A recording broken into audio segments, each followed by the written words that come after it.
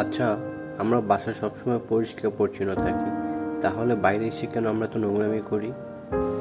ঠিক বলছিস বন্ধু, এবার থেকে আমরা বাসায় যেমন পরিষ্কার রাখি, বাইরে এসেও ময়লা নির্দিষ্ট স্থানে ফেলবো। জানিস, বিশ্বের দূষিত শহরের মধ্যে ঢাকার অবস্থান হচ্ছে দ্বিতীয়, আর পানি দূষণের দিক দিয়ে আমাদের বাংলাদেশের অবস্থান হচ্ছে ষষ্ঠ। আমরা যদি আমাদের ব্যবহৃত জিনিসগুলো নির্দিষ্ট স্থানে রাখি, তাহলে আমাদের পরিবেশ দূষণ থেকে রক্ষা করা যাবে। আসেন, দেশকে পরিষ্কার রাখি, আমরাও সুস্থ থাকি। আসুন পরিবেশ দূষণ দেশকে রক্ষা করি, দেশকে সুস্থ রাখি।